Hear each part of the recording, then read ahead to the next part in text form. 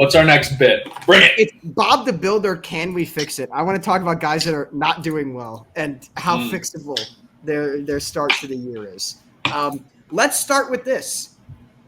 We already talked about the Orioles, and I feel bad for double dipping, but the entire starting rotation, is anyone in that rotation fixable?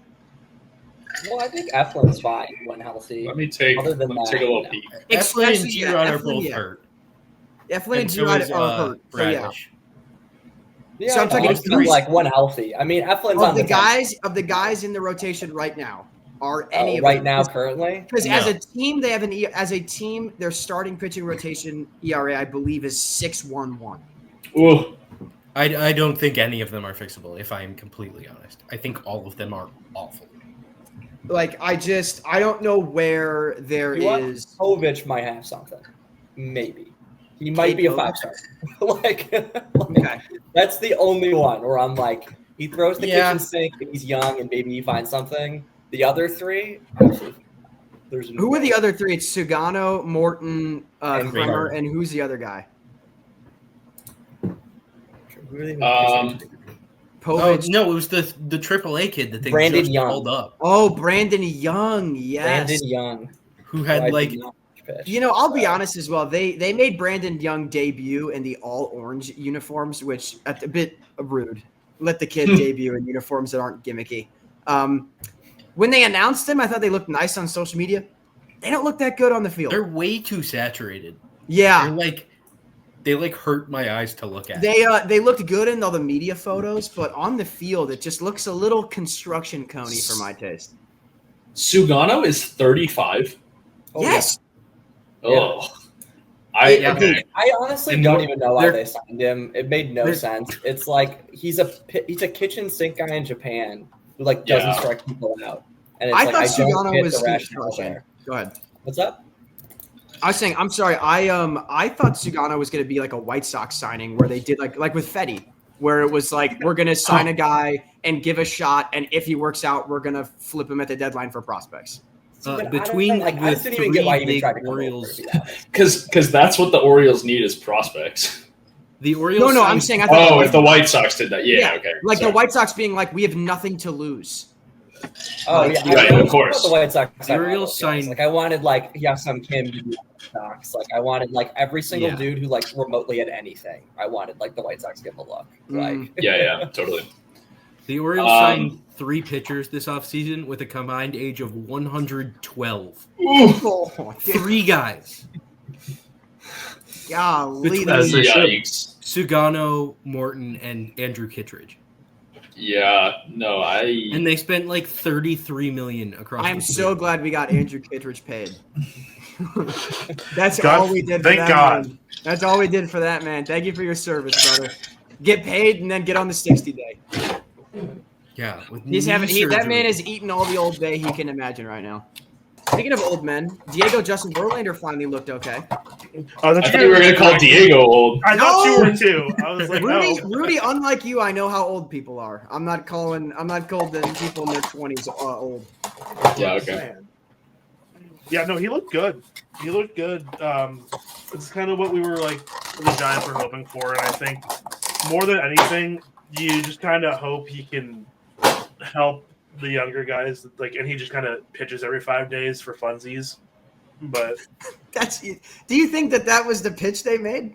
I don't know. I think the pitch was, "Hey, we'll employ you," and that was good enough for him. Well, that's usually how free agents meeting goes, I'd imagine. Yeah, but I don't know. I don't think his market was exceptionally prosperous. There is nothing I love more than guys that live in the near vicinity of a minor league park, and they're just a sicko for that specific level of minor league, and they're disgusting homers. Because I love my cousin. I mean, I think he's future Hall of Famer, obviously.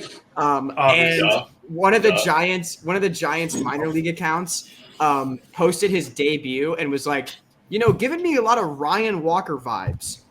Boy, I hope so, man. Boy, I hope he becomes one of the 10 best relievers in baseball. That'd make me more. Not 2 days ago against the Angels, but.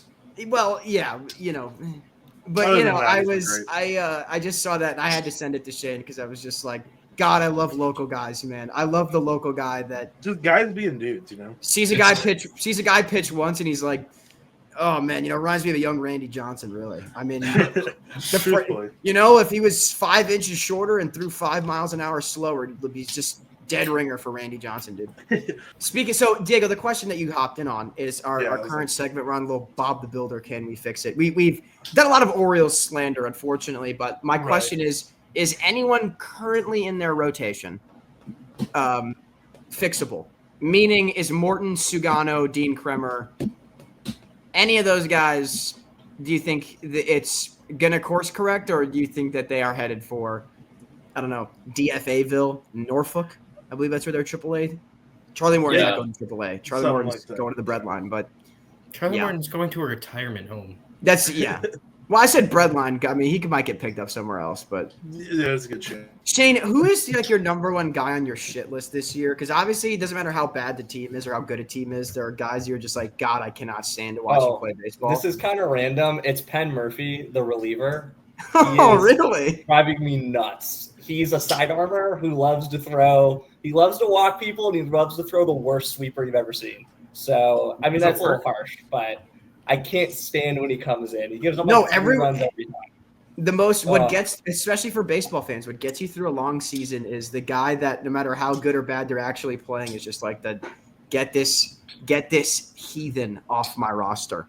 And I think that's a fair take. The Cardinals, they sent Michael Ciani down, but it's Ryan Fernandez this year. That dude's ERA is like 11, and they keep trotting him out in like the 7th inning, and I'm like, it's not getting any better. He's got to go to Memphis. Like, he's got shit to figure out, guys.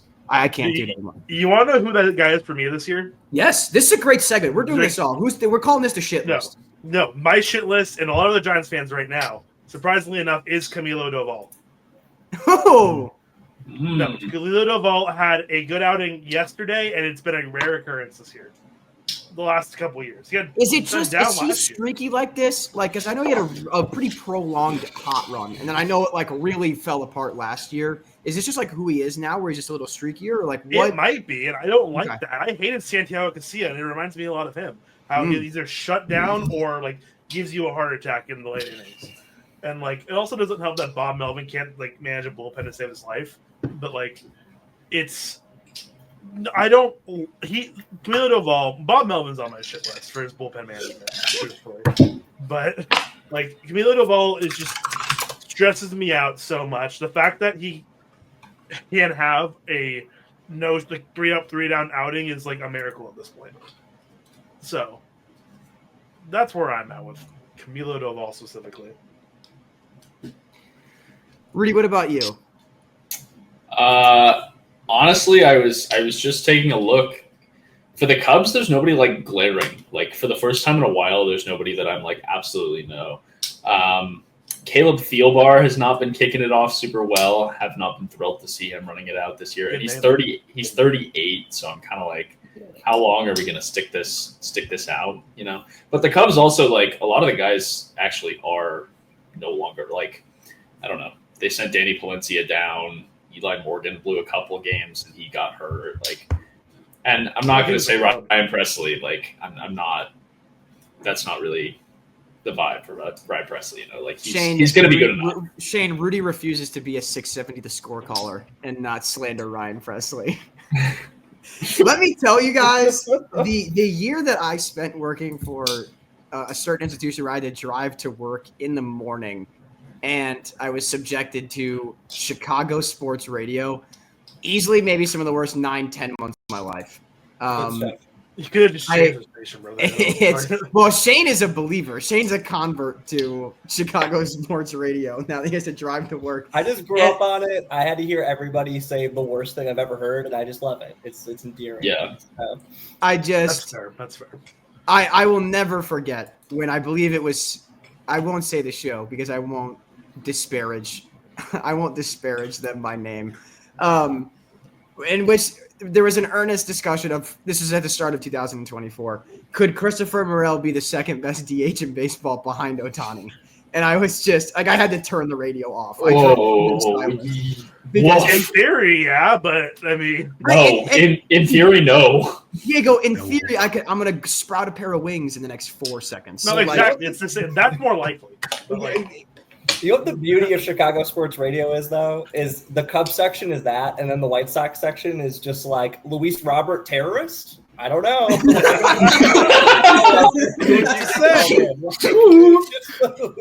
I was in Philly last year during a series where the Yankees swept the Phillies, and listening to the Philly local radio during that series was so funny. You want to hear terrorism over the phone? Philadelphia sports fan calling in after a sweep might be your best bet. Yeah, sports just in general. Oh my God! All right, my shit list player is Oswaldo Cabrera, and it's funnily enough not because of the bat. He's been hitting the ball fine. He just has like 8 errors at third base for no reason this year. Good. He had 3 errors in one game earlier this week, and it like almost lost us a game because he just like cannot throw the ball from third to first anymore. Oh, it's kind of an And important part. it's so insane. Who's available for them to get that won't like destroy the luxury tax apron? At The guy I want is Yeah. the super utility Mariners guy. I forget, Dylan Moore. Dylan Moore? Yeah. I don't hate that. He can't hit righties. Yeah, that's He might be what we alright need. in Is Stadium. our offense can't hit lefties. Oh. We need help versus left-handed pitching. So like that was my hope. Is like maybe the Mariners are bad enough to trade us Dylan Moore. I don't hate that idea. Or the Pirates are bad enough to trade us Ke'Bryan Hayes, who is the same player. That feels more likely somehow. Who will Bob Nutting make bobbleheads of to give away to fans? If Ke'Bryan Hayes, Brian is locked in. I don't think Bob Nutting, you will love. He can take an FCL player. He can take a page out of the Orioles owner's book and make a Rubenstein and make a bobblehead of himself. That's a great idea. dude, can we talk about how funny it is that Bob Nutting had this come to Jesus moment where he was like, maybe the fans do matter because he saw all the money he was about to make because of Skeem's bobblehead night. Like, that's so funny how it was like, you know what, guys, I'm actually going to be a good person. I'm like, you loser. You happened to grace the stadium that night with your presence. So much money you were going to make. Yeah. That's so, ugh. He sucks. He is the worst owner in baseball. And I'm very confident in that. Shane, you had a moment of inspiration. I don't want to. Yeah, I was thinking of Yankees' potential third baseman option, Ryan McMahon. Rockies, if they move off the from contract, dude. He makes too much money, and he's He makes also like 20 not mil. They're that the Yankees, great. though. I'm just saying. But they don't want to break that third apron, and with Goldie and Bellinger, they spent that money. Fair enough. I just think it makes sense. I don't know who's the cheap option in the league. That's why Dylan Moore I don't hate as an Dylan Moore, option. I do kind of. You want John Birdie back? I'm really, really good. Thank you, though. I am more than okay. I don't know, man. Like, you go through the options, and it's just like all the teams that would be likely to move somebody at the deadline are. You want Casey Schmidt? Oh, dude. No. How is he Paul DeYoung? still employed? Paul DeYoung is actually valid. legitimately not a Learning bad how to play option. first base. That's how he's still employed. I'm trying to think of just legitimate options that exist. I mean, I don't know, dude. The Rockies surely have some 25-year-old that they're just. What's L.U. Harris Montero up to? You know what I mean? They've got to have somebody that actually probably deserves to Aaron play. Shunk. Oh, dude, we're just trying to name guys that would make us sick to our stomach to see get full-time playing time right now. Well, what about Brooks Novelli Baldwin. Marte? What about Novelli Marte? From the Reds, I don't hate out that. on him. What about Jamer, dude? They just eat the Jamer? money. David Bass, The Candy Man. Jamer's not a bad shout, honestly. He's that kind Jamer's of guy not that's bad. just a It's not deadline. He's just a trade deadline fodder every year. Go get Gio somehow. Urshela back from the A's. Oh my god. Honestly. That's the other thing. No, he's so bad. The thing about the deadline this year he's too so is bad. the thing about the deadline this year too is who's really a seller. And I know that it's early in the year and maybe we're not ready to have that conversation yet. But I look at the ways that teams could fall apart and what contending teams need more of. I don't see a lot of like, oh yeah, that's the obvious fit, other than Sandy Alcantara, but that's because it's Sandy Alcantara. Yeah. I don't go get like a Taylor Walls from the Rays or something. Move him to third. Please no. I don't need that dude's offensive on and off the field to look at. Yeah, I don't need another one. Like, one of those on my team. I mean, I know what you are. Perfect. I think it's a fair shout that the Rays will be, a seller. Like in their position. I think everybody other than how do you come out on top of the AL? Yankees get Brandon Lau and move Jazz back to third. Yeah. Right.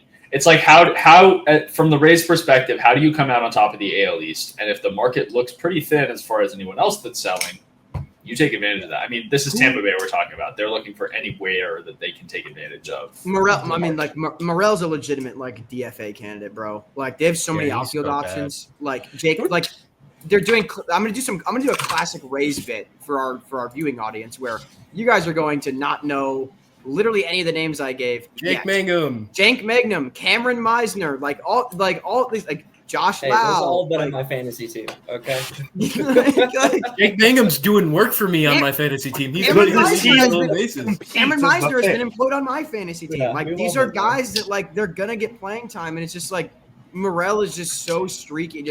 I didn't understand that trade when Tampa made it.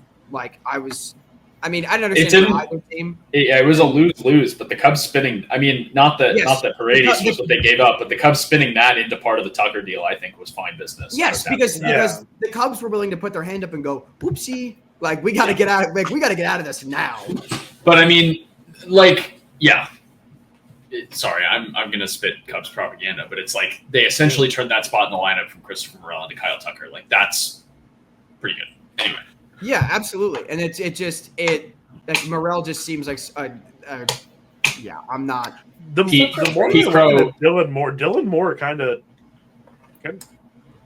That's small sample theater. We could talk about. I know, but I mean, he's a career Dylan Moore, 120 WRC plus hitter against left-handed. No, Dylan Moore could be the guy. Pete Armstrong is 2 for 2 tonight, by the way. Nice. Aaron Judge is 4 for 4 is he again. Good now? Pete Armstrong is definitely good now. He's 11th in the league in F4 before this game. Oh, perfect. Okay, I just remember watching Pete Armstrong play baseball for a while, and it was just atrocious. Like he just looked so lost in the field. I'm glad he figured it out. He started the year 2 for 22, and his WRC plus was back over 100 before this game tonight. So at this point in the season, after tonight's game, he's like 120, 125 WRC plus. 1.3 F4 on the year. Oh, yeah. Massive news, guys. Dylan Cruz OPS is over 550 on the year. He has homered. Hey, that is somebody where we could talk about. He's a Bob the Builder guy. He looked atrocious the first couple weeks. Dylan he didn't look good last year. Very fixable. He does this every That's how I feel about Dansby on my fantasy team. His OPS is almost over 600 now. There you go. I mean, Dansby's not we're worried about if he's going to fix it or not. Yeah, but I mean, he has a 598 OPS right now. Yeah. It actually has not felt that bad. Anyway. Well, right. He's because a lot of his hits have come at really big times. Yeah. Mm-hmm. And it's also it's easy to be if. Yeah, and the team is winning a lot of games. Yeah, when you're over 500 and you said. Also, your shortstop, bottom of the lineup. I mean, not bottom, but lower in the lineup. He's like the class. Who hits 230, 240. It can hit 20 bombs. I'm who kind of cares if he goes through bad stretches? He's still useful. Yeah, a good team or a team that's winning can hide a lot from individual performances. You want to talk about who I want off my team? I always have a disproportionate amount of hate for whoever the last utility guy is that the Cubs happen to have on the roster in a given year. It's Gage Workman right now. Just. Speaking about the Cubs, what the hell is Carson Kelly doing? Carson Kelly, Cardinals legend. He's been crushing it. Yeah, I was surprised they didn't let it ride with Matt Shaw, to be honest. Mm-hmm. There's got to be something. I always get confused when you see a guy who's hyped up that much and makes the team. They got to have some sort of mechanical fix that's happening. That's the only thing happening. My non-expert take is that he stood too far away from the plate. It seemed like a fair amount of the time he's taking cuts where he's just not even reaching the ball. Obviously, he's a much better hitter than I would ever conceive of being, and he's done something right to get this far. But like to me, it really seemed like that like was almost glaring. Like he has kind of a closed off stance, and he was standing far away from the plate, and so it seems like he's like reaching out to whiff on a pitch that's on the outer third. Well, Rudy, I don't think you need to provide the caveat of he's a better hitter than I'll ever be. I don't think anyone's watching this being you're coming here for the push the glasses up opinion, not for the former player opinion. Tighten my batting gloves opinion. Yeah, right. I do find it. We can get my 100 packs in the cage real quick that I have in my backyard. I do find it very funny as well, Rudy, that you gave somebody that has legitimate analytical backing, but is also just happens to have perfect Venn diagram crossover with boomer analytics. You just gotta step up in the box. Yeah, you gotta get in there. You can't be afraid, son. You gotta get in there. Baseball Savant actually has where they're at right now, and he is pretty far. Like the league average distance off plate, it's 27.8 inches, and he's 33.2. Like that's pretty significant. Oh, and he's not like a lanky guy. He is not a big power. Like I think he's swinging, more. Like there's power in that bat, but I think he's going more to be an average hitter, like hits for average, not like league average hitter.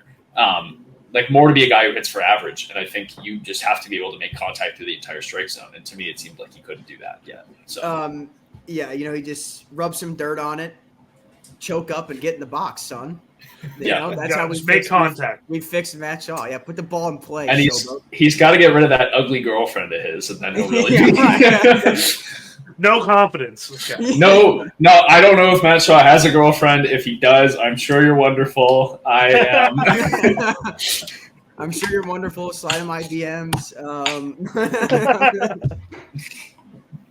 Go watch Moneyball. That's all I have to say about that. Go watch Moneyball. Shut up, Moneyball. If he's a good hitter, why can't he hit good? The movie. But yeah, no, Shane, I'm glad you brought that up. It's always like Nerd Christmas whenever Baseball Savant. I see that magical post on Fangraphs or Savant. It's like, here's what we've added. And every once in a while, it actually benefits me where I'm legitimately curious. Like some of that stuff, I'm just like, oh, God, I can't be fucking asked. Until read into that for meaningful data. I'm sure it actually is helpful. But every once in a while, you get into narratives. Exactly. I think to me, to get like big picture for a minute, I think to me, this is what is like truly the best about baseball is it strikes this super weird middle ground between being so old and antiquated in many of its traditions and having such an absurd wealth of data that you can truly do nothing else and get completely lost in things that you wouldn't even notice when you're watching a baseball game for the first time or the 10th time or the 100th time. Like at baseball game 100, you're finally like, oh, they stand in different parts of the batter's box. And we can go look at exactly how far away from the plate they are and say, yeah, that's probably it. Well, it's also one of those things that it's funny. I need to remind myself of what is I find myself becoming crotchety at live baseball games. And I'm not outwardly calling people out at games, but just I'll be sitting there and you just hear someone say something and the compulsive nerd in me is just you hear just throw strikes and you're like, you fucking idiot, don't you understand how sequencing works? It's tunneling. Exactly. You're obviously not gonna do that, but especially when it's just a dude your own age. When it's an 8-year-old kid, you're you could say pretty much whatever you want, and that's totally fine. I'm just happy you're having a good time. But when it's a guy our age, oh my god, it's just some stuff, man. Hit a home run. Hit a home run? Really? Hit a home run? That's the goal. You want to talk about crotchety at baseball games? I just bought a scorebook, and I had no idea exactly how big of a scorebook I was getting. So I don't know. I haven't decided yet if I'm going to be pulling up to the park with this beast. It has 200 scorecards. Jesus Christ, dude! There's 162 games a year. What do you need that for? You can't even play that many playoff games. Yeah, I mean, I'm going for more than a year. I don't know. I'm just going to use it until it's on. Mine is volume. If it was one that big, you could probably just walk into the press box. They probably wouldn't even say anything. They're like, he's got to be in there. This guy belongs. I figure if I go to Nats Park with a scorebook this big and an Expos hat, nobody will question me as a genuine Nats fan. You're there in mourning. Like, let him have his space. Let him have The his older space. the Me being barely old enough to have been alive when the Expos existed. Doesn't matter. Don't matter. That God, that's so funny. That scorebook is ginormous, dog. That's Yeah. huge. But yeah, I especially like. If nothing else, I'll be breaking this beast out when we do Sunday night games. And again, like I said, I'm not here to like tell people how to be fans under any circumstances, right? Like obviously, like root for your own thing. You know, like there's different stuff we're gonna yell, but it was just very funny because I was at Fenway. I will tell the story. I won't. Obviously, I didn't know anybody's names. And there was just the biggest like Boston masshole accent father and son directly behind me. And it was just the funniest, like I can't even do the voice, but just picture literally like Goodwill Hunting voice the entire time. And it was just so funny, dude. And then like it was even better because to my left, there's these two women talking and they're like neck deep in analytics. Like I so badly wanted to just like join in their conversation. Like they're talking about like Christian Campbell's like bat path and like how he like constructs his swing. And then behind me it's like, yeah, they should fucking move Yoshida to catch ya. And it's like, God, you idiot. The juxtaposition was crazy. Like you've got this woman being like, yeah, it was just really interesting. Like I live right near the AAA stadium, so like I got to see Campbell like really evolve his swing, and like it was really interesting. Listen to these two women talk, and then they're just the two people behind me. I just was like clawing my eyes out, man. To the point where when they got up to get food at one point, one of the women next to me turned to me and went, "That's the fucking quietest it's been all game, eh?" And I was just like, "Yeah." And then you started talking about the bath path. Yeah, I was gonna say they gave you an end to your conversation. Yeah, I was just like, now can you guys are so cool. Please talk to me about baseball. I'm like, you guys are so wise. Please invite me into this conversation. I want to like learn.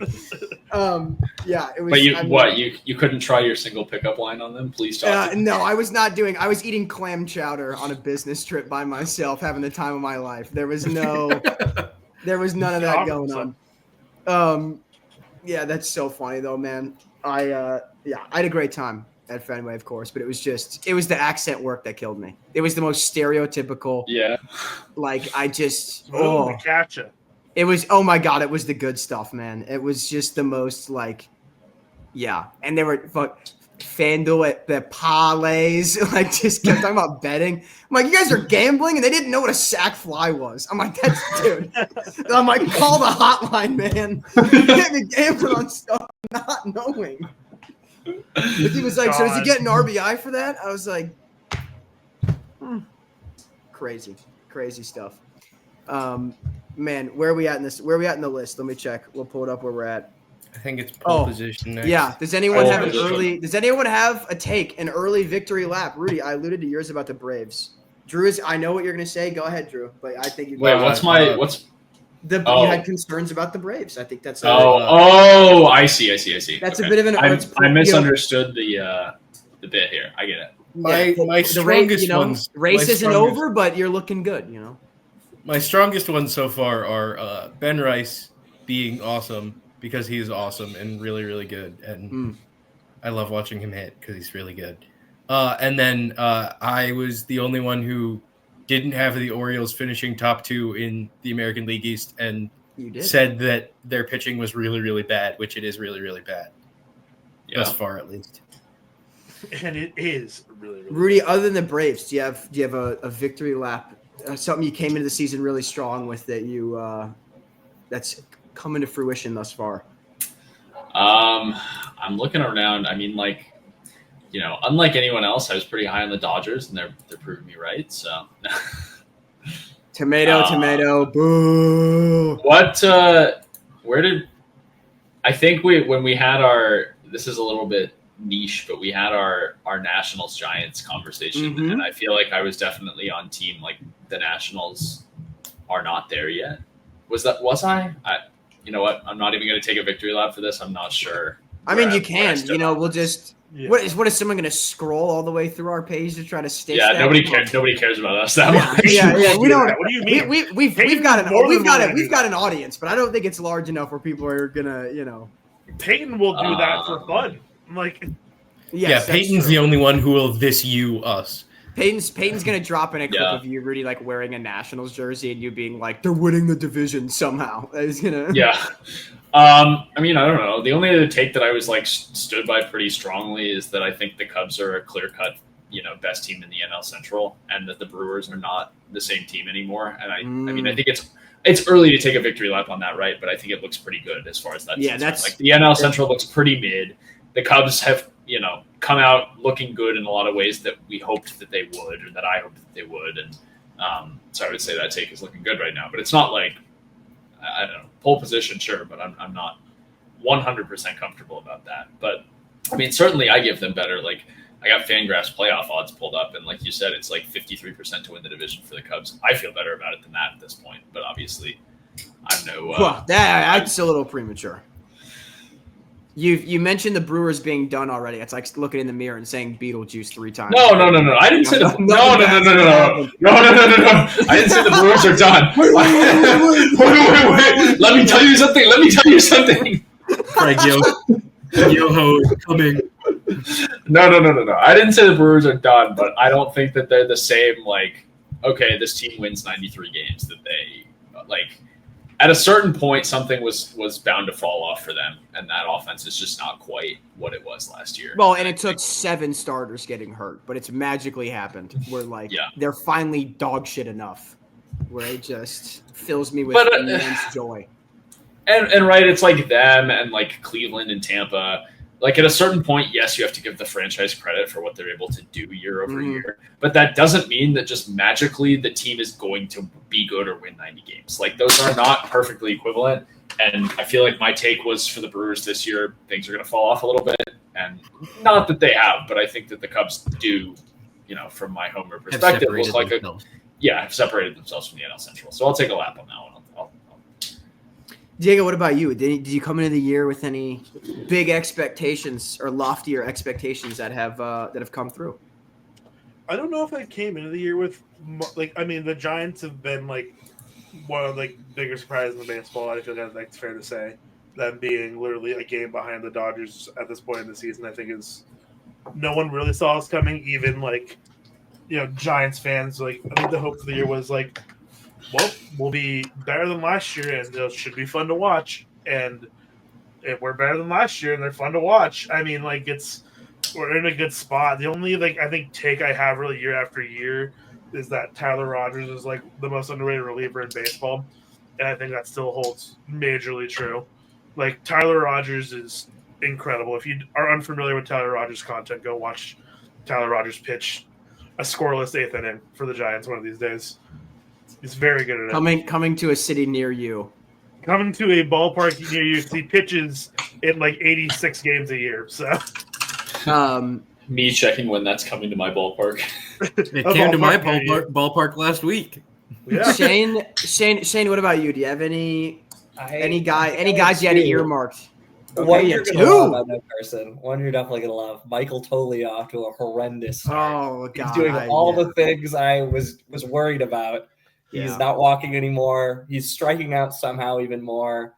And he's just not making any contact. None of it's good. The one home run he has was a tank, I will say. Oh, I mean, he's still got some pop. It's just he ain't walking and he's not making contact. An actual real one I did have was I really liked Shane Smith for the White Sox in spring training. He came in, Rule 5 guy. Added velo, which was nice on his fastball, and also the White Sox gave a changeup, and the changeup turned out to be not just good, like a really good weapon against lefties, and it seems like it's kind of turned him into at least a reliever at best to kind of get a Rule 5 guy and make him look like he has mid-rotation upside, and at worst could be a reliever for you.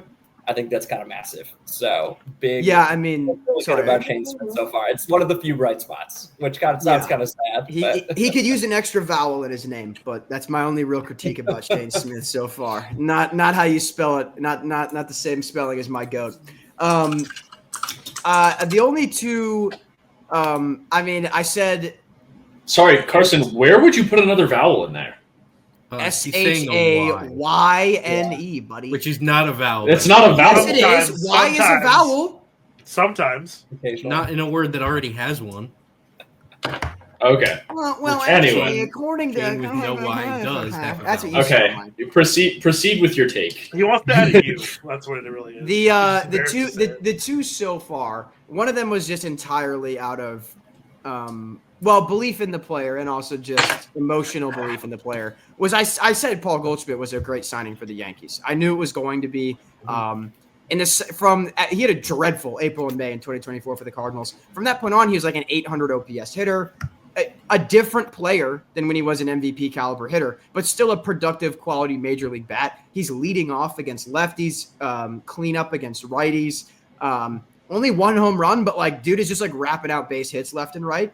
And he's always been an average guy. And so I think similar to how he ages in OOTP, so shout out the OOTP aging curve for him. I think they got that surprisingly well, which is that he seems to be retaining the ability to make really high quality contact, and the power is still there, but maybe not a 35 home run guy. Maybe it's more high teens, 20 home runs, but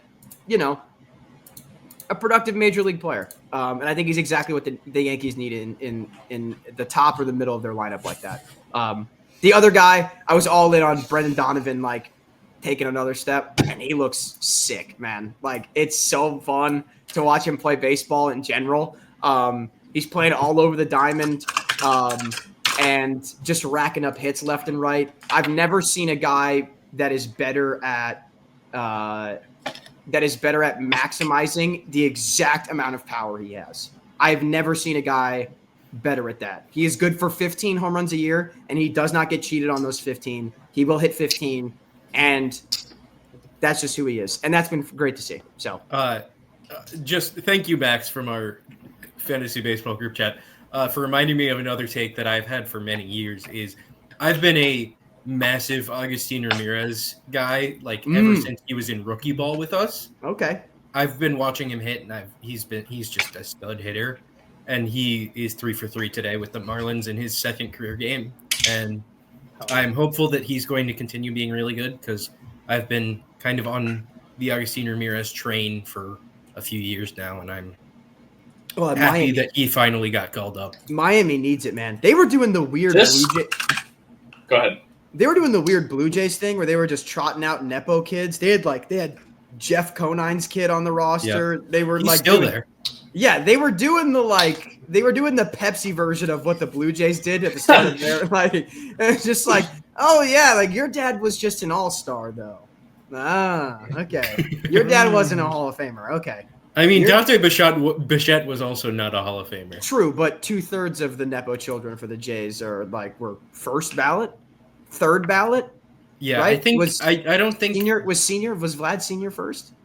I don't think I so. don't think so either. Let me look at him. He didn't have to wait long. I know that. I want to say he was second year if I remember. Okay, that would make sense. Speaking of the Marlins, I'm not going to claim this as a take of mine, but Matt Mervis is having a nice little year down there so far. Too. Someone finally gave him playing time. Biggio was third 20 plate appearances. No, the Cubs. Oh, actually, yeah, they gave him a lot less than I thought. Yeah, they did not. I mean, weird time development too, but yeah. He was also not good. I mean, not that you get a lot of time to figure it out, but he was not good. Yeah. Well, just different portion of he was in the Kobe Mayo Club where he came up for a small sample and was absolutely horrendous, unplayable bad. But then mashed in AAA. But that's the thing. Last year he also did not mash in AAA. I just thought about this. Sorry to change it, but Max Meyer, they fucking found something with him. Oh, they changed his whole mix, and he looks awesome. Like they really found something. Dude, the Marlins continue to just churn pitching, bro. I don't know what they're doing, but it's been 10 years. They changed their staff. They're on a new staff now. And speaking, and they did it again. So they're doing it again. Killing it in Philly. Yeah. It's unbelievable. Even the last 10 years, you look at just what that. It's and like you said, Shane, they nuked the entire organization, and then it's and guess what though, we still can't develop hitting, but no. There's hair Alcantara, Luzardo, and now you're great. Meyer, Luzardo's looked really good this year so far. Been awesome for Philly. Yeah. But Phillies here's what I'm Do you glad. call? I mean, I guess he spent extended time in the Marlins system, but Luzardo was originally. No, sorry, I'm thinking of Sixto Sanchez. Fatso I miss Sanchez. him. I don't. But you knew I also, pretty while good we're bounce talking back about here. Marlins and pitching, I hope that the other three of you are aware that Shane and I are perhaps the biggest investor in Edward Cabrera stock on the planet. That makes sense. I was gonna bring we that could- up. I'm like, we that can changed never- all. It changes dude. your life. Dude, it like there's going to be one season and it's going to be whatever team gets him. Like the Rockies are going to give him like 1 for 4 and he's going to be the most He's gonna god be closer. Dinelson. He's going to be the most Gonna be god Dinelson tier Levitt. closer. Like, oh man, I'm waiting for it. And it's And he gets someone, traded at the deadline. dude, someone is waiting to have like the ultimate like 8th inning. Him and his Closer guy. 95-mile-an-hour changeup. Yes, dude. Like I'm telling you, It's an I'm waiting amazing for that. changeup. He just cannot throw a strike. It is tragic. Which is why I just want like someone just needs to trade for him. Be like, you're throwing 15 pitches. Like, just pump it down the middle as hard as you can, dude. Like, you'll be fine. We're trying. I it. saw this about. So I saw this about this guy on the Rays who wears sports goggles. I don't remember his name, but they're like, yeah, they're teaching him the Rays philosophy of like have incredible stuff and just pump it down the middle so that it gets somewhere around the strike zone. Yes. If you miss by an inch and you're throwing down the middle, you'll be okay. Yeah. Yeah. Absolutely, dude.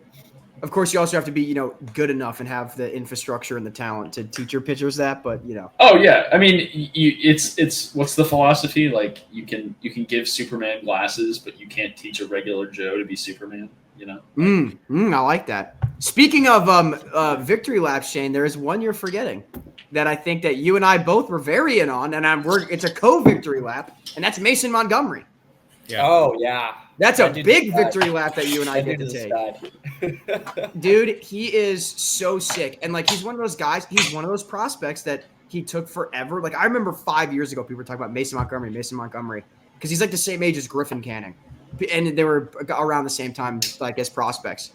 And people were really in on Montgomery, and then the shine faded, but, like, the results never really went away. And finally, the Rays were just like, yeah, we're going to give you the chance to do it. And it's paying off quite handsomely so far. Mason Montgomery is fun to I also watch. think the thing there too is like on prospect lists, which makes sense if you're building a top 100, which is what most people care about, like a 50 future value guy. Like that's how they set him up. It's gonna go towards starting pitching. It's just so much more valuable. So like a top end reliever is like just off the list, and you just like nobody thinks about him unless you're like absolutely in the weeds. Like. Yeah, we're not like that. It's funny. It is funny though, Shane, when talking about the philosophy of like, I can't wait until we get a top 100 prospect list at Diamond Digest. That'll be the day when we're a big enough publication that people are. It's all relievers. Yeah, that's what. Well, that's what we should make our niche: top 100 relief pitching prospects. Like, don't go for the top 100. Period. Top 100. And then the controversy is putting starting pitching prospects on our relief pitching prospects. Yeah, because they're not going to pay out of the big league. That's the start. Yeah, we think they're ticketed for the pen. I kind of fuck with that. That's hard. But I find it interesting the philosophy of constructing a top 100 list, especially because Shane, like you and I, we read Prospectus and BA, and we look at Pipeline, and we look at Fangraphs, and like Fangraphs is the biggest offender of this, of just like who's close, like. Fangraphs loves a 50 FV guy that has a route to playing time. They will make him like their 30th ranked prospect. It's crazy. It's just different philosophies there. Yeah, so I think it's interesting though that it's interesting to me though that none of them have really any value in relievers though, because they are valuable.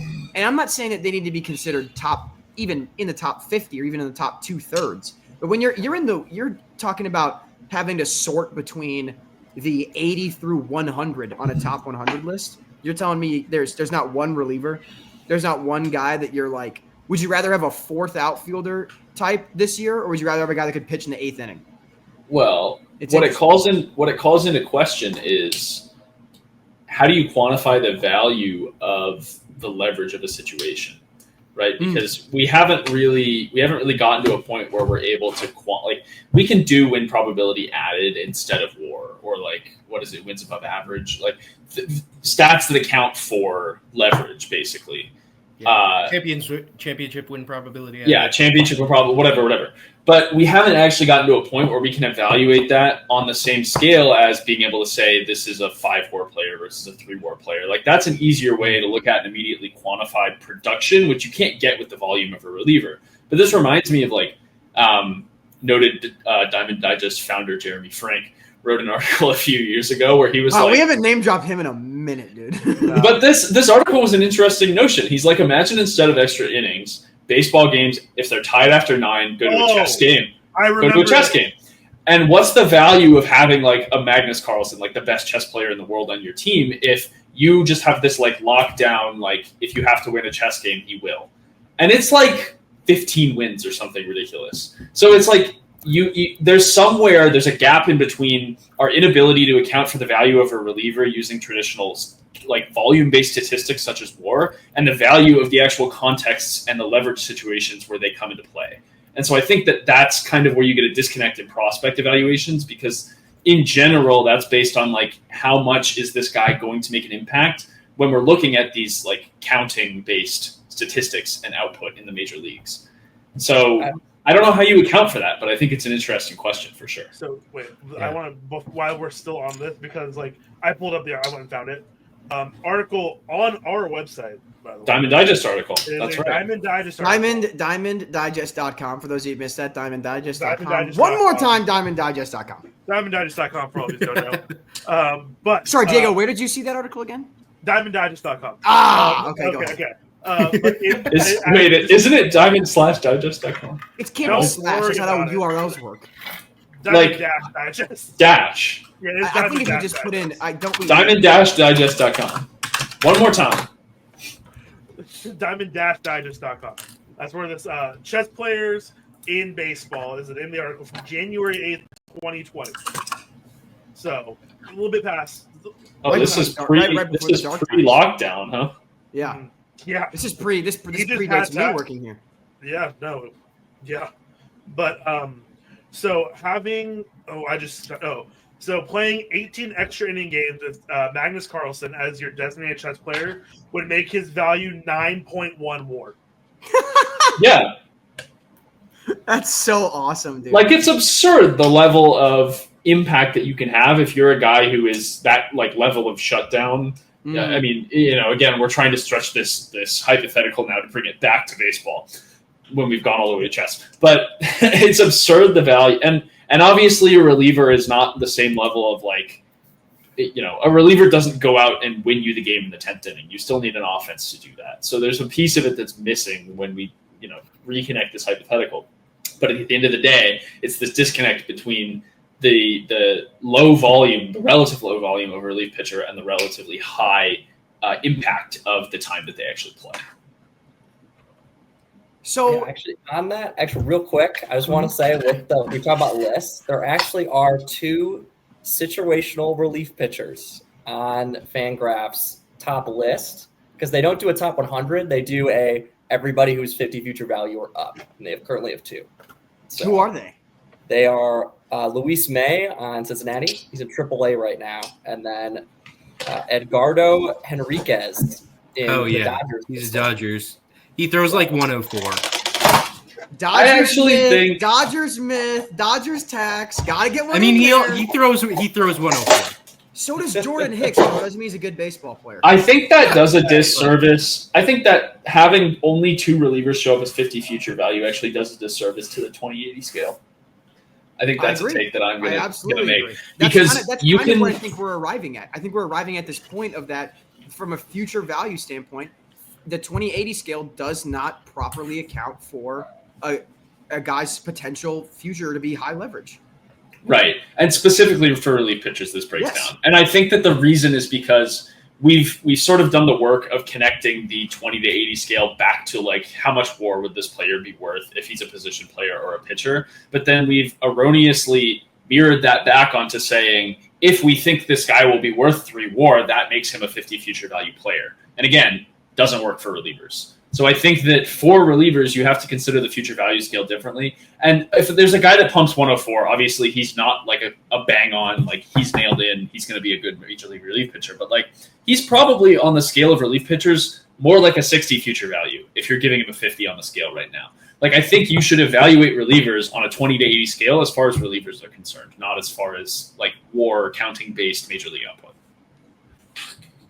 Yeah, I guess that distinction does fall apart too, though, because if you do look at the list of starting pitchers, you just look at the 50 future value and it's a whole list of guys, right? And there are guys in that list who like they are low end, almost guarantee starting pitchers or bust. Like they don't really have a relief in them. If they don't make it, they don't make it. But there are a ton of guys on that list who are like, they've got top tier upside or they're a closer. So they exist on the list, but they're going to exist as a starting pitcher. And I think it's really hard to like convey that in any sort of real way to people. And I do think that I agree that's where like the 50 future value stuff starts falling apart. But should be. What's interesting too is there's also the idea of like their relief.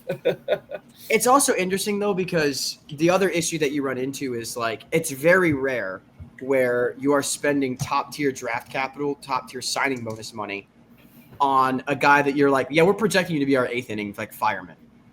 You know what I mean? It's those guys are often born out of being late draft picks where they're already in theory going to be assigned lower FVs to start anyway, which is interesting.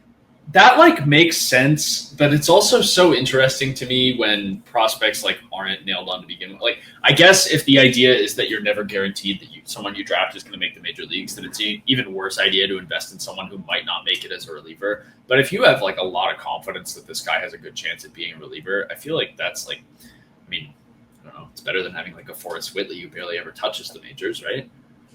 Like, yeah, he pitched yesterday, Forrest Whitley. Good tangent. He actually pitched in a real game yesterday. Yeah, he did. I saw. I'm like, he's in the bullpen. I couldn't believe it either. I was a little shocked. So I don't know. I mean, I'm definitely not sold on this being like my take that we need to draft relievers in the first round. But no, it's almost like I don't even know what a good example is. It's all relievers like that. It's like kickers in football almost, where like there's. Yeah. I think that's a bad example. Kickers really are so it's situational value. Dependent. I think the difference comes down a lot to you can go out and blow an entire game open, and there are times where kickers just don't matter. Like you can theoretically give up a million runs. Like, hockey goalie? A kicker is that a better? Is maybe a goalie in hockey better because they don't play every day and the goalies in hockey are too important. They do play. I mean, I watch the Winnipeg Jets. Connor Hellebuck plays every day. I don't need that stray across my bow, Rudy. Hellebuck Winnipeg Jets. He is a playoff. He is a playoff. He is a playoff choker, actually, notably. Yeah, he's choking really hard right now. Huh? Well, actually, it's the Blues defense. He's given up like 5 goals, man. He's not been good. 4. Blues in 6. Oh, Pete Armstrong is 3 for 3 with a home run. No, so he is.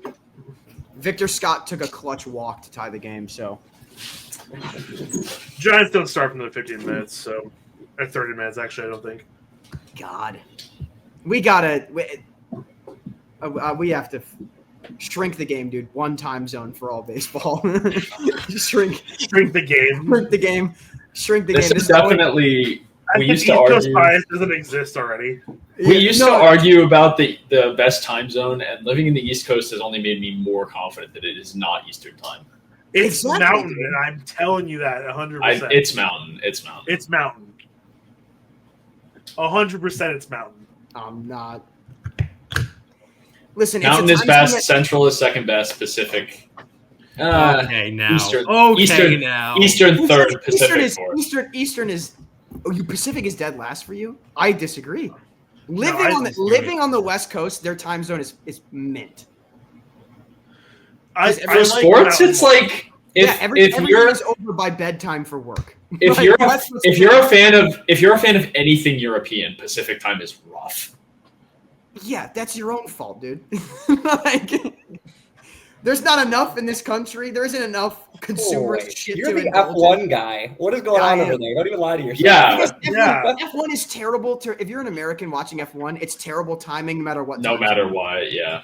No, the first races were like unwatchable in Eastern time. So correct. The first races start at like 1 a.m. on a Sunday morning for the East Coast, and then it's like, oh, it gets better. They start at 6 a.m. for the next month. It's not good. It's not good. So that you can just kick the can either way. If you're watching European soccer, fair. I will tip my cap to that. But Shane, you watch Tottenham, so I don't think you want to be watching that anyway. I haven't watched it a bit. I'm not gonna lie. I've taken some time off. There's only so much losing I can handle. Chicago White Sox and Tottenham Hotspur, and you're still on this call with me. Hey, Shane, give the lore as to how you chose Tottenham, because this is even funnier, Rudy. You will. Oh God. I messed up. I studied abroad in London, and I was like, oh, I'll pick a London team. And I didn't realize the borough I was in. I was like, oh, I'll pick one near the borough I was in. I was actually closest to Arsenal, but I thought I was closest to Tottenham, so I picked Tottenham. No. It was right there, Rudy. It was right there. Oh, yeah, that's pretty funny. Too. I was like, God, that's pretty fucking funny. Like, it's in your. That's pretty fucking funny. Your radar went off, but I Bears, White Sox, Tottenham. Don't tell me you actually watch the Bulls. He does. I do. Oh no. Not Kobe White. Unbelievable, man. I'm watching Steven Matz pitch to Alex Verdugo in the Gargantuan 2025, man. Ugh. This game is bottom 7 already. Don't tell me we're losing to the Rockies, bro. I'm still waiting for Michael Toglia RBW, man. Michael Toglia RBW. Dane, don't worry. I literally have a clip saved of John Cena for when Toglia goes on a massive hot streak. He said John Cena cut a promo on Monday Night Raw where he was like, "None of you have ever apologized for the way you've treated me," and the whole arena started chanting, "We are sorry." And so he's walking the ring with 30,000 people chanting, "We are sorry." I've got the clip saved. When Toglia goes on a heater, it's going in chat. And I'm saying, me for the Michael Toglia apologists. You mean like when the Cardinals are in town, you can do a quick. Oh yeah, some nice pitching for him to hit bombs off of. Dude, I cannot think of a better death of Miles Michaelis than in Coors. That's the way to go out, man. Just getting railgunned by Brenton Doyle. 1 1/3, 7 earned runs. Oh, I hope. Have you guys, speaking of Coors, have you guys seen the discourse about like whether it's even possible for the Rockies to have a major league pitching staff? What did Kyle Freeland do? Whatever he did, just teach people to do that, right? He did it 7 years ago, and he's finally figured it out again. Have the best BABIP luck of all time. It wasn't just BABIP. Just do that. It was under the hood stuff. Like if I remember correctly, like it was not this like completely unsustainable. Like to be clear, it was like I want to say his expecteds were like a run higher, but it was like a 3.8. Like that's fine. You got a year of Waldo Jimenez too. What was his BABIP that year? It was 285. Like that's not even bad. Like that's not a BABIP. Yeah, no, that's not crazy. That's like, actually, it is the lowest BABIP of his career by 20 points. But yes, he's had, but I don't. He's had relatively high BABIPs also. He's running BABIPs in like the 300 to 330 range every year. But that's what I mean. And then one year it's 285. Rudy, it's not an unreasonable claim to say like it's an average pitcher, someone who is average or slightly above average can run a 285 BABIP where you're like, that's valid. Like you can be average. You can be an average pitcher with that BABIP. That's definitely possible. Kyle Freeland has to rank highly in terms of innings pitched since 2017. He's missed like 2 half seasons and that's it. Dude,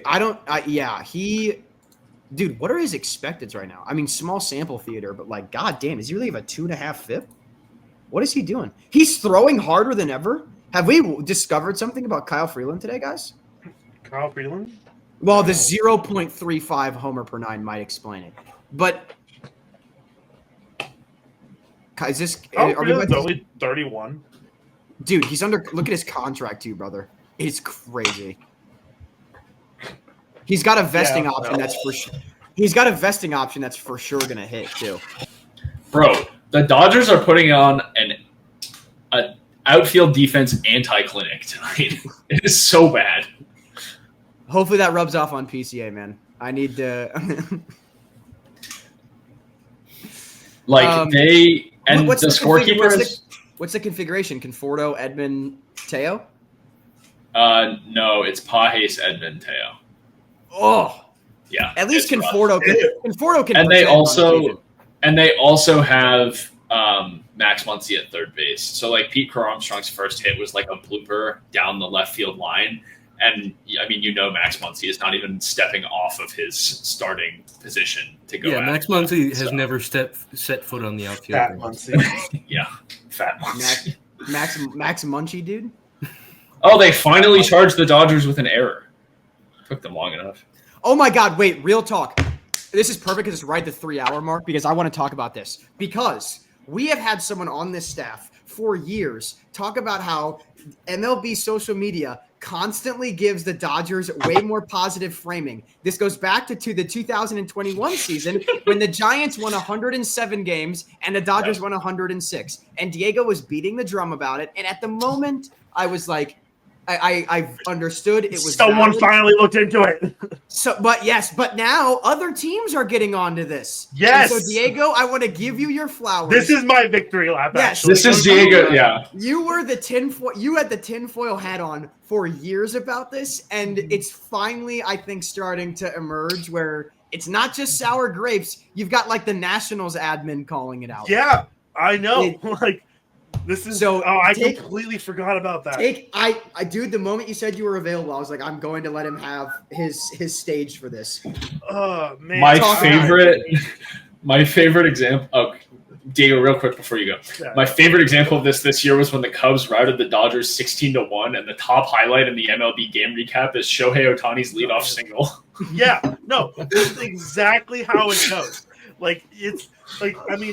You'll be much more hard. Like, it's gonna be harder to find a bigger hater of the Dodgers on this website than me. I think that's a fair statement. For years, as the sole Giants writer at this website for years, this is. I think we have one other at one point, but respect Noam. Yeah, fair. But he's making up names now. I'm pretty sure that was his name. Dude, respect Clevin, dude. All right.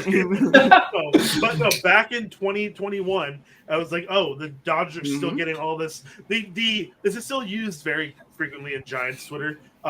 The Giants gave up first place in the NL West for a day, and MLB made an entire graphic about the Dodgers first place in the NL West. It was like mid-August, maybe. It was, and then the Giants got it back 2 days later. And they nothing. And for years, it's been the case. Granted, the Dodgers are the poster child of MLB. They want to push them because if they don't do well, then or they don't hype up the Dodgers, and that loses them money, whatever. Same thing for the Yankees. That's how it goes. It's always how it's going to be because that's just how it works, and it sucks. But I've been saying it since then. I'm like, the MLB Twitter, social media is just spending their time just kneeling to the Dodgers for whatever the simplest thing. Like Rudy said, the 16-1 loss, and your highlight of the game is a Shohei Ohtani leadoff single. What the hell are we doing? That's the combination of Dodgers plus Ohtani, but it's definitely a thing for the Dodgers on its own.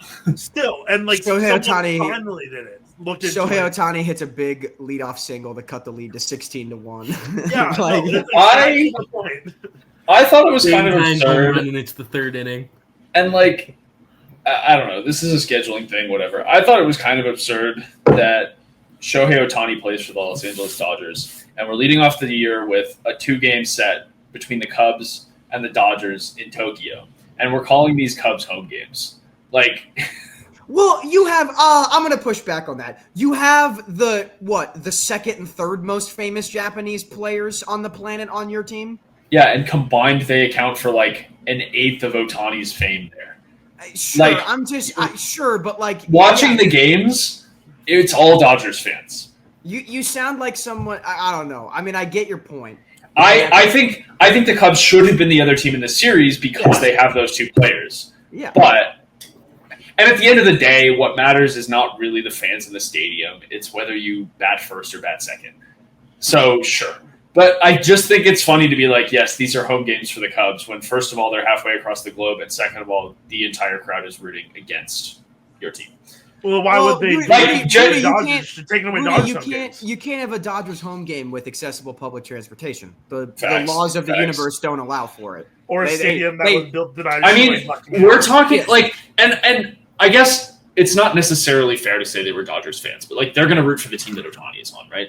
Yeah. Like we're talking about a crowd that cheered for ninth inning, 1 out, walk from the 8-hitter because it means they're going to see Ohtani bat again. Like, and the broadcast genuinely couldn't figure it out. Like the 8-hitter walks in a completely meaningless point late in the game. And the broadcast is like, oh, they must have shown some weird promotion again or something. No, Ohtani's going to hit again. And the entire stadium cheers. Like, no, but the Dodgers, like, I don't remember who put out the exact, who looked into it. But it was like the Dodgers, like 68 tweets. And then the next best team is what, 40? Something like that. And I remember this is at the time where the Dodgers were third in their division. Mm-hmm. When this is this year? This was like 2 weeks ago when the Giants were off to a hot start. Because the Giants were above the Dodgers, and for like a day, the Padres also were above the Dodgers for literally a day. But it's ridiculous. That I don't remember where we can probably find it. But. I'm inclined to play devil's advocate here because yes, that's a disproportionate difference between first and second. But how does this compare to other years? The coverage of the reigning World Series champions. That's my question. I think Diego's point is more so the fact that when they weren't the reigning World Series champ, Yeah, no, it was still bad when they weren't. But I'm just saying, if the data is from this year, how does it compare to other years? Yeah, that's valid. Champions? No, that's also a fair point. But it also where were Rangers were the reigning World Series last year? And I just, Shane, where were the tweets about the White Sox first time through the rotation? That was a historic first start. Where was that propaganda? Martin Perez going 6 no-hit innings in his first start. Dude, I'm just saying. Okay. I care very okay. I care very little about a Will Smith RBI double. I care very much about Sean Burke shoving 6 shutouts somehow. Okay, Sean Burke. He's worrying me. I'm going to say it, but please continue. I think your entire Shane, are you trying to throw water on the absolute? Hey, you have to pick your battles when they're that bad, okay? That's fair. I have to draw the line somewhere. Yeah, Sean Burke's I'd be worried about the entire 26-man roster if I were you. I don't know. I saw that graphic. It was very interesting. My point being, though, kind of to wrap that up, is it's not someone finally pulled the data this year, but it's not a this year specific issue. Like I said, why damn well if any other team is taking it's happened before where this is going back to 2021, the Giants win 107. The Dodgers take the division lead for a day and get an entire graphic made for them. That's happened countless times to other teams that would never get a graphic tweeted out and put on Instagram and everything. That's just how it is. If you want to deny that, sure, but you're wrong. If that's the case. Diego's calling Cope somehow. Cope. Not quite sure how we're calling Cope, but I think we're anyway. Fuck the Dodgers, though. In conclusion, fuck the Dodgers. Diego, you're reminding me of that clip of that fan that fuck the Knicks, fuck the Nets, fuck the Yankees, fuck the Mets. Fuck paid in full. That shit was crazy, dude. Yeah. That video is so good. Peyton's not here for that. That's a damn shame. I wanted to make sure I mentioned that, Diego, because it's now everybody's talking about it. It's not just the Giants fans. Shout out the Nationals admin for actually they pushed. Well, it was really funny when they were replying to I'm pretty sure Ohtani hit a walk-off home run and they replied post Dylan Cruz RBI single. Yeah. Just so good. This is my favorite thing that the Nats did last year. They would cherry pick things in their direction, which is just so funny when the team is objectively not good. We went to a game in September and the Royals beat them 8-2 or something, and they're game highlights, and it's just their 2 runs. And I just think it's so funny when teams cherry pick like that. Dude, that teams with fun social media, one of my favorite things. It's so much fun. I follow the Rockies on social media. Good follow. Dude, Marlins, I feel I love so much. We were talking about just like the biases of local media and all that. Nothing is better than there's the origin point as to why I hate Andrew Vaughn, which is the White Sox NBC Sports Chicago put a graphic up being like Vladdy who, comparing the two of them to their first 150 games. And I was like, this is the most disingenuous bullshit I've ever seen in my life. Where is the half a billy for Andrew Vaughn? Back up the dump truck for him, bro. Yeah. By the way, we talked about Brad Keller, the Cubs relief pitcher. Mm-hmm. Noted Cubs relief pitcher Brad Keller has loaded the bases with none out. If anyone wants to watch, who's at the dish? Is it Mr. Edmund? It is. I believe it's Teoscar at the moment. Don't care. Edmund would be due up next. I need Teoscar to strike out so that my goat Freddie Freeman can get all the RBIs. Rudy and Diego, you're witnessing three guys in the same insane sicko dynasty league, all working, all letting the gears turn as to how can this benefit my fantasy team. Wilson swim move as well. I just can't believe the Braves roster a guy whose last name is Blewett. He was newly rostered, by the way. Yeah, he was on the he did blow it. He gave up 2 runs in 3 innings. Yeah, I was like lukewarm on the Cubs getting rid of Poteet since he was the return for Bellinger. He has stunk for Baltimore. I mean, he was one of those guys I said. That was his first outing. That was a tough one. Rudy, for your sake, all I want for the benefit of my fantasy team, I want a grand slam from Freddie here, and then I want Desby Swanson to also hit a grand slam in the next inning. Boom. There you go. Exactly. You get a 2 RBI double from Freeman. And the Dodgers take the lead. Fuck you, dude. Guy I want off my team, Gage Workman, please. Please. Also, Brad Keller for Shane, how are the Sox doing tonight? Ohtani and Betts. Last I looked, I'm like, whatever. Keller's not going to be nails every time. It's fine. White Sox are you guys are winning? 4-1. No. They're down. Shane, don't say it like Giants that. started 5 minutes ago. They're not. Shane, I will say, real talk. I said it in our fantasy league chat, but I'm going to be very clear about this. Whatever, Peyton, when you edit this, put the Bo Nix tweet up of he's locked in, he's having fun. Andrew Benintendi. He's locked in, he's having fun. He looks like Benintendi when he's good again. Like, I mean, he did better this back half of last year, and it seems like that's continued. He's found a little more power. He's still not very good defensively out in left, and he's not your ideal number 2 hitter. No. But you know what? He does look like a competent bat, and we love that. In the city he looks like an ass for sometimes. He seems to have didn't he hit like 20 bombs for the Royals, Rudy? Who? Sorry? Andrew Benintendi before he signed with the Sox. Didn't he have like 20 bombs for you guys or something crazy? Well, he I'd be surprised if he hit that 20 many for the Royals and then got traded to the Yankees. Yeah.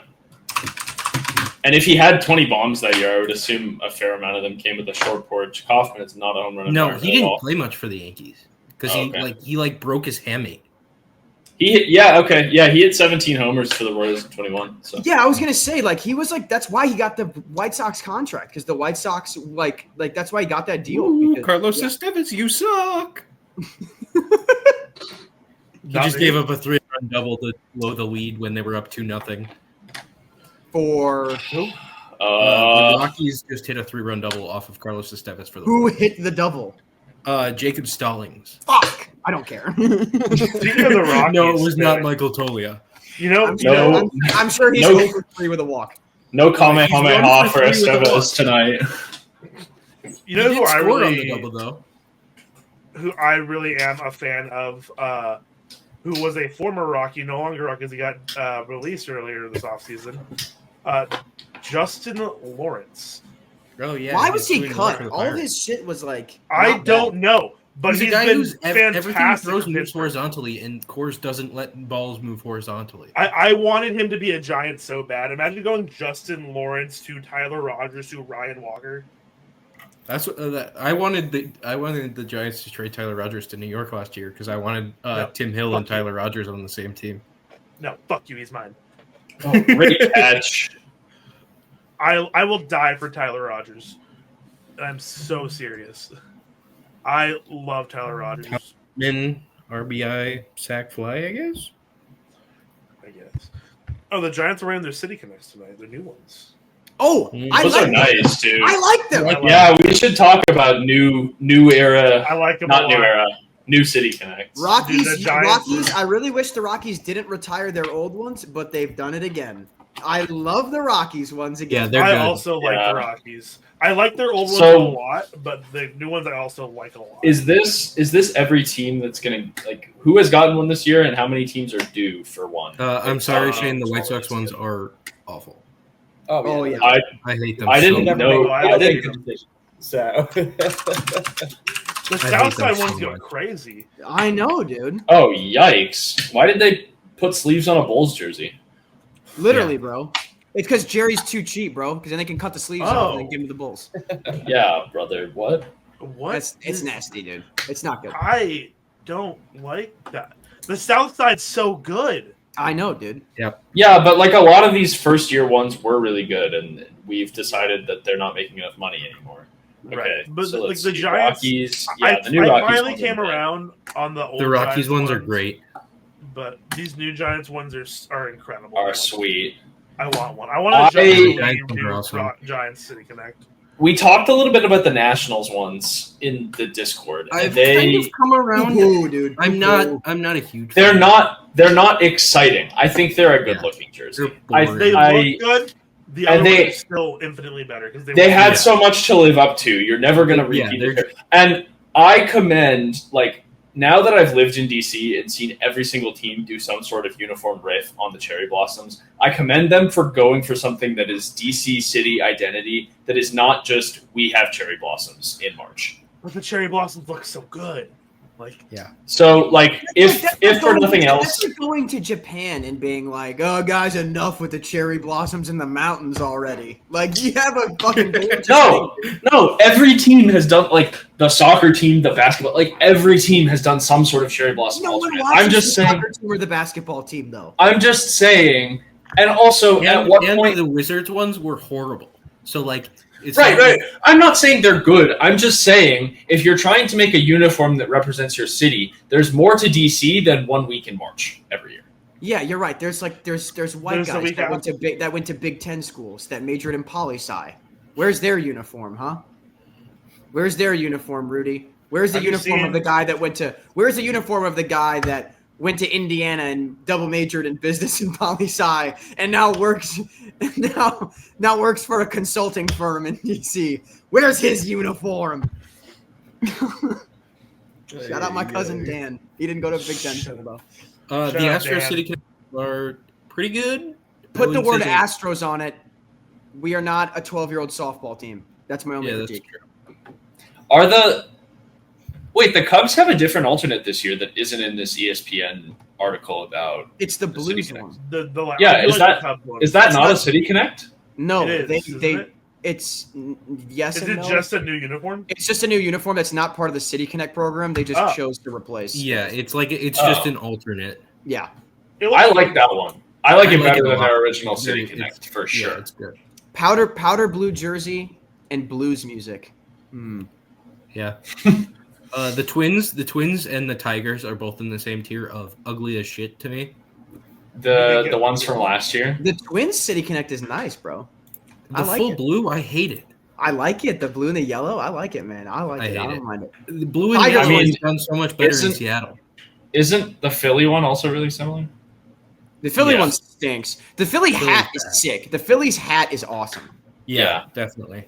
Okay, wait. So the second take, I'm gonna run top. I feel like we should run top to bottom for the second take City Connects and say just better or worse than one. And I feel like they're mostly unequivocal. But we've seen Dodgers, Astros, Nationals, Giants, Rockies as official, and White Sox. Okay, Dodgers better. Dodgers better because the first ones were barely new. They were awful. They were ugly. Yeah. Giants better. Astros better. Astros better, I think. I love the hats. The hats are sick. Yeah. Nationals worse because you can't really beat take one. Yeah, it went from S tier to B tier. Make them pink. Make the jerseys pink, and that would have been a way to one-up it. You could have done pink to be the cherry blossom color, and like you said, Rudy, done other aspects of DC. Be bold, bro. Wear a pink jersey. I would have respected that. Also, they went like I will say, as far as going for other aspects of DC goes, they didn't really do a great job because you have like monuments, you have the National Mall, you have Smithsonian's. Like, there's so many things they could have gone for as symbolic of DC. Put a big Washington monument down the pant leg. Really... yeah, right. Wait, do that one more time. I didn't quite catch what you were going for. Like the top of the Washington Monument, right at the belly button. Sticking up. The good old waistband tuck. Exactly. Giants take 2. We already said is better. White Sox take 2. Unequivocally worse. Way worse. Rockies take 2. This might vary person to person. I like it better. I think it went from like A tier to like A+ tier. I really like these new ones. I really like them a lot as well. I love the old ones too, but I like these new ones because I like how like bold they got with it. I didn't love the old ones simply because I hate dark baseball pants. Yeah, dark they green. Changed that. They changed it to be white pants with the forest green stripe like halfway through. Yeah, true. I mean, I did like. I thought they were good. V2 is good, but V1 was better. I like V2. Okay. I like them both. I want to like V1 better, but looking at V2, it is really it's so much more fun. It's sick. It's so much really more sick. fun. V1 was so good. I considered purchasing a Chris Bryant Rockies City Connect because they were on clearance. That's how good those jerseys. Oh, well, if they're on clearance, that's fine. They were like $30. That's how cheap it was. I can't wait. You should have sent me the link. I would have pulled the trigger on that. Well, I didn't know how you felt about it. Mixed feelings. And also, I remembered the reason I didn't is still the lettering was still shit. Oh, it was still lettering where it was tiny. Yeah, I will not buy Fanatics. No, the color blocking on this year's Rockies is really nice. Actually, I dig it a lot. It looks really good. I'm gonna say better. Take 2. I'm doing Gladiator. I'm doing Gladiator. I'm not moving the thumb. With the Giants and the Rockies, their second edition of the City Connects, I'm really hoping that they start pushing more towards like those bolder like concepts, like the colors. I truly just want Players Weekend back, I think. But like But like, if we get versions of that, I think we're in the right. Yeah. I was thinking recently about when players put their names on their jerseys in emojis. Shout out Brad Boxberger. I was thinking about Boxberger. That's exactly what I was thinking about. Shout out Brad Boxberger. Here's my thing with Players Weekend and all that. What I didn't like was that it forced nicknames on everyone. Here's what it should be. For City Connect jerseys, you should be allowed to put a nickname on it if you have a real nickname. It's not mandatory. It's optional. But if you want that on your jersey, if Julio Rodriguez wants a Mariners City Connect jersey that just says Julio on the back, like or J-Rod. Smith, or J-Rod or whatever he prefers to use, like that's fine by me. Knowing him, he'd probably put like Vegeta on the back of it though. But you know, honestly, could go crazy. I'm scrolling through the article, the ESPN article talking about these City Connects, right? And I was only looking at the pictures because that's all I was looking for was the new pictures. They graded the new Giants City Connect an F, calling it the worst City Connect jersey yet. That's absurd. That's balderdash. So false. In the same world where we had, which one was it? There's the Detroit Tigers one. That one was brutal. Motor City one. It's not even the worst in the division. Like, really? What do you mean? The first Dodgers ones were bad. The first Dodgers ones were not. When he said Tigers, I thought you were saying AL Central. And I was like, damn. I'm like, the Royals one was good. The Guardians one was good. Yeah, the Sox the one Guardians was good. one is mid. It's very the Braves one also was not a new uniform. That's a uniform they had already worn before. Yeah. Well, the Guardians did what the Cardinals did, which is just like it's.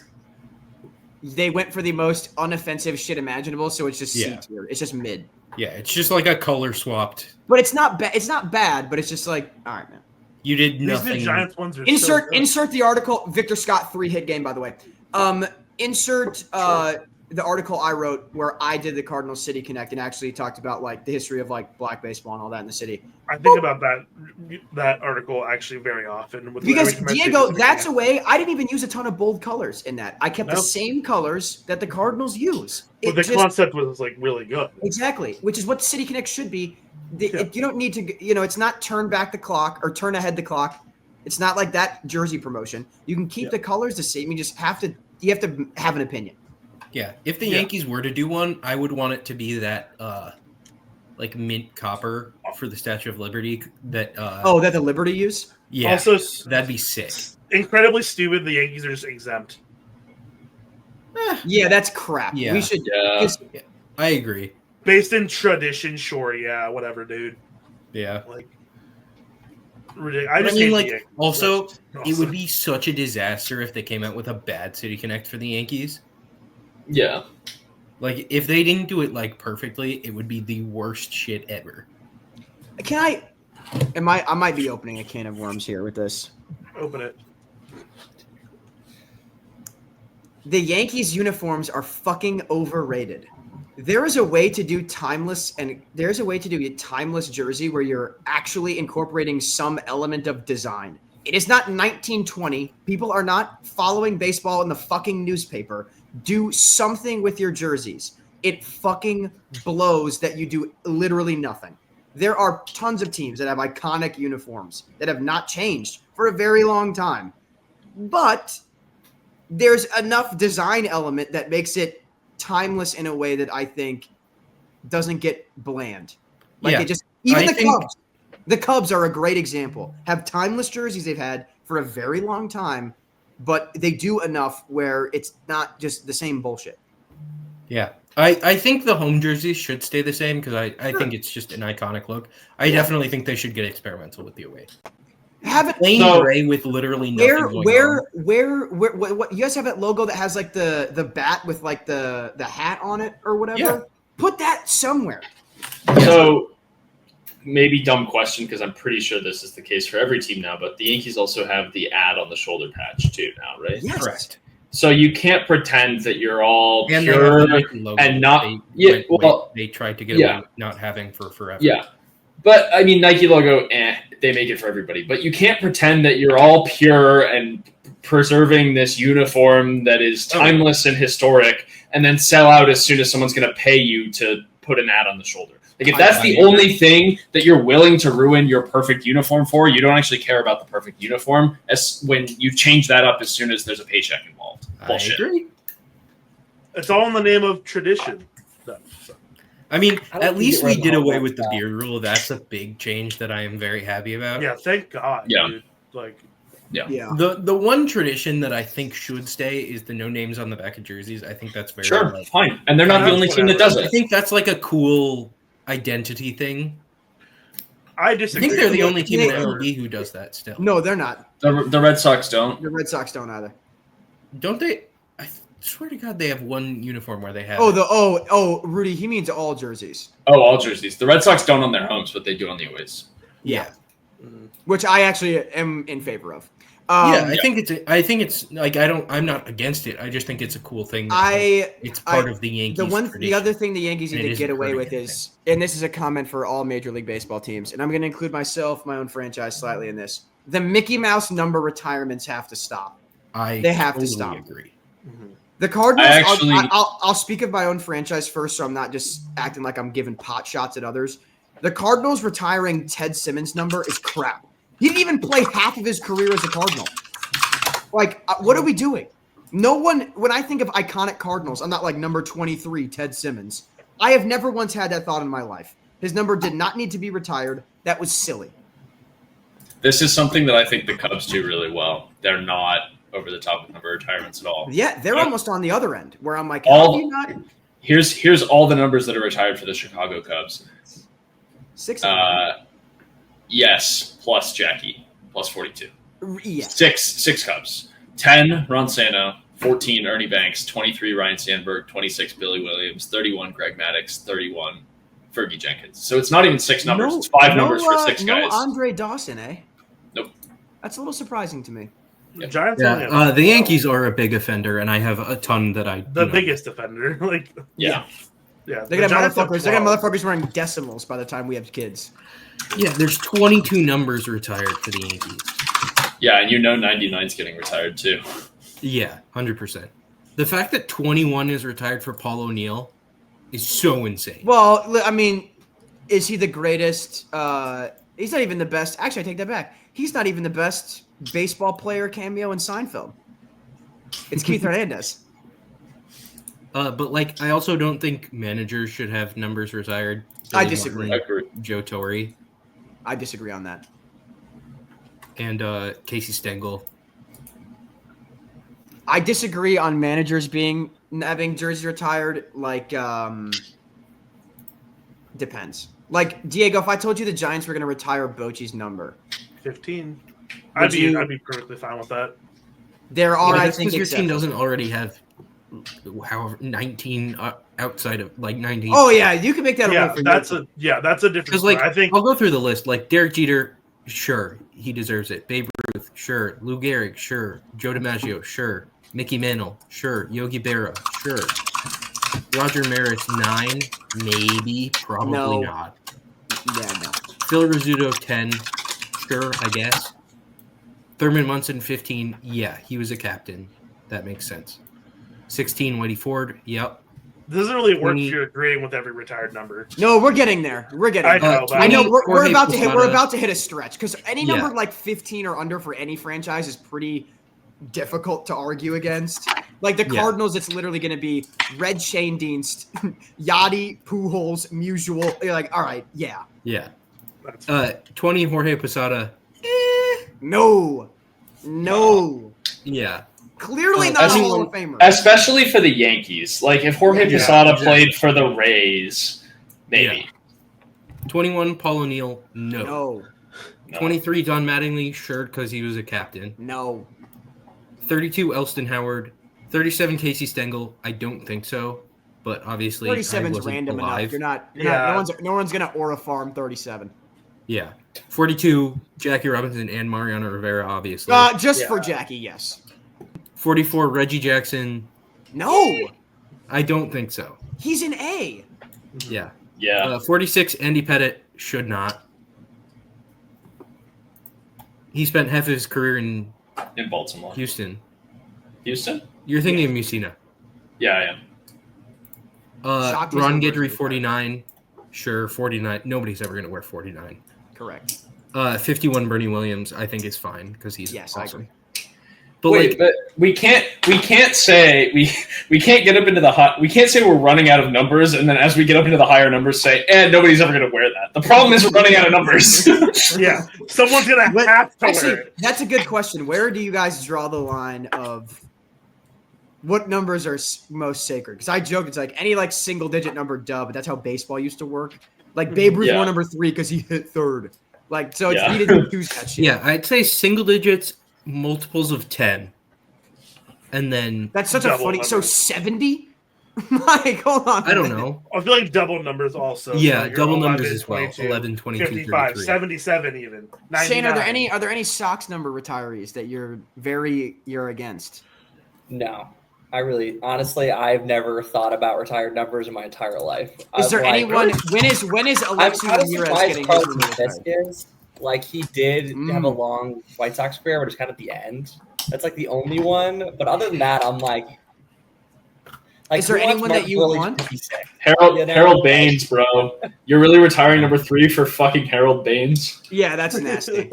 Yeah, that's bad. Whatever, my coworker that's my dad's age is a White Sox fan, got really impassioned with me that he thinks Harold Baines is the Hall of Famer, and I didn't know how to tell him just because you watched a guy play when you were a child does not mean he is a Hall of Famer.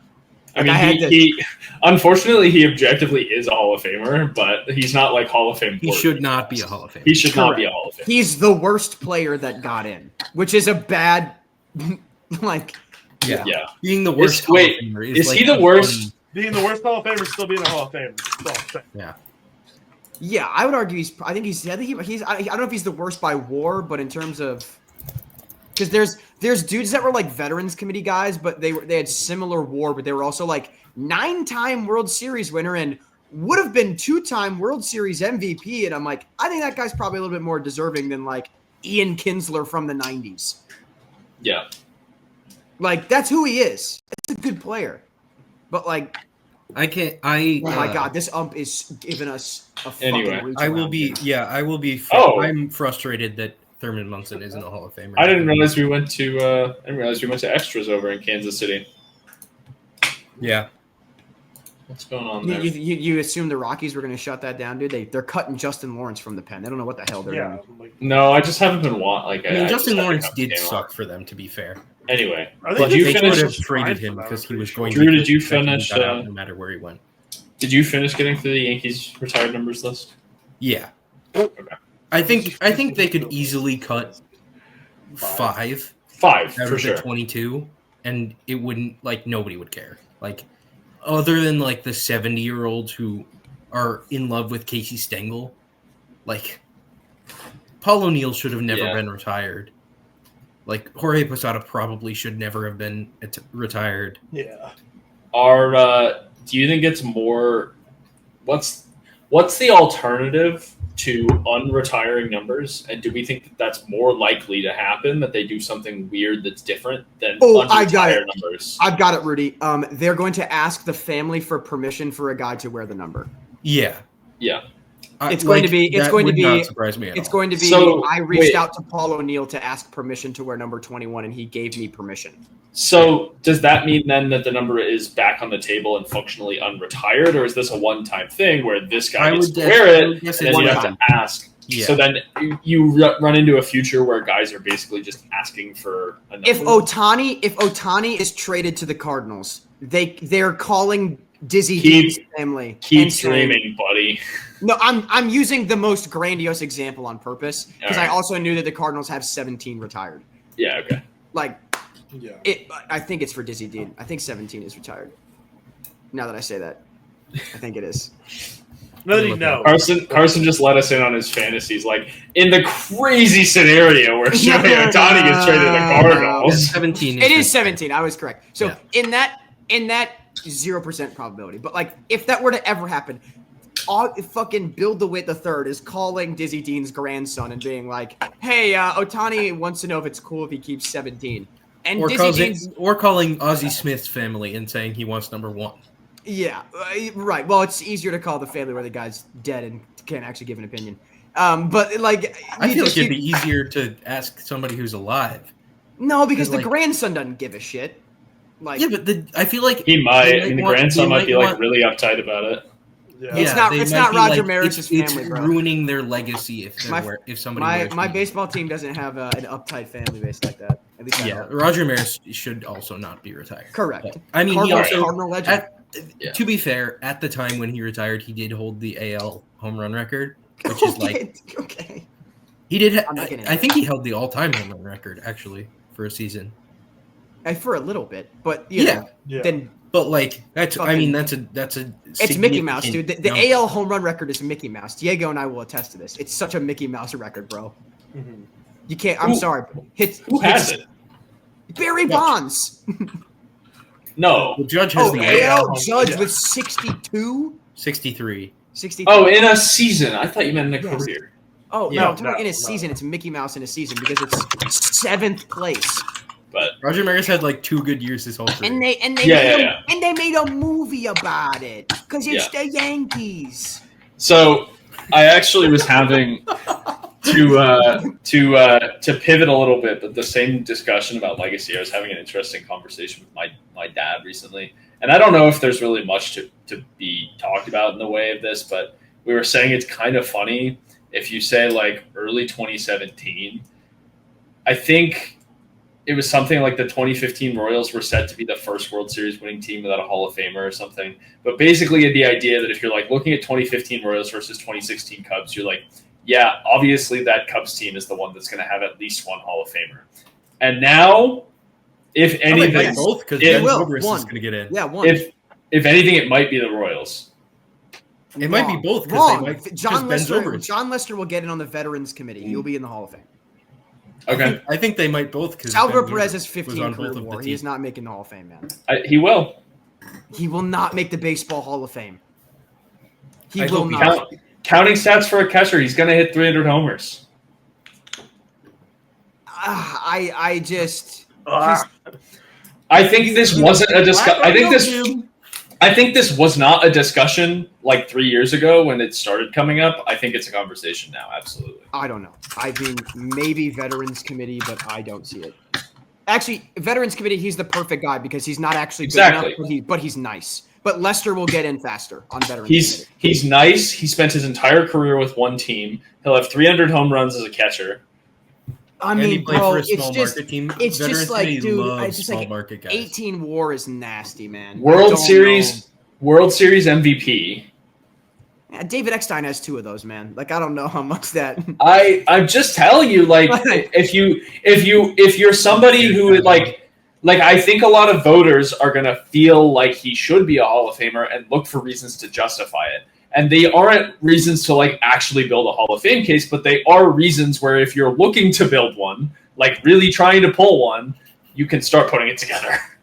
Yeah, Rudy, a lot of what you're saying is like, if you really want to and you really have the drive to start looking, you can then convince yourself that maybe there's just so many of those steps where I'll be honest, I think the average voter is a 75-year-old man that takes a look at that piece of paper for 12 seconds and goes, yes, no, yes, no. And I think a vast majority of them will look at that and go, no. And whether that's valid or not is a different discussion. But when you're talking about how you talk yourself into it, I just think that it's going to be one of those situations. Well, but what I'm saying is that the snap judgment is yes, and then if people are trying to justify it, they can also come up with things that start justifying it. Like how many catchers have 300 career home runs and aren't in the Hall of Fame? Because that's how people think, right? If you're looking at it and you're like, okay, this is a guy who had a 15-year career as a catcher, he hit 300 home runs. Like plenty of guys will look at the ballot and say, yeah, my instinct is he is a Hall of Famer. I don't know. It's an interesting hypothetical. You have to remember as well, I'm kind of incapable of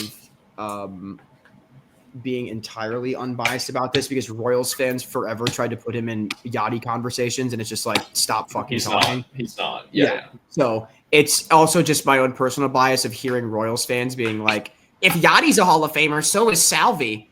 Oh, God. No. Same idiots, by the way. And I'm one of these people that believes Russell Martin and Brian McCann are Hall of Famers. But those same fucking morons were like, if they're Hall of Famers, so is Yacht. Like, no, you are wrong. Thing. Very different. Thing. Yeah.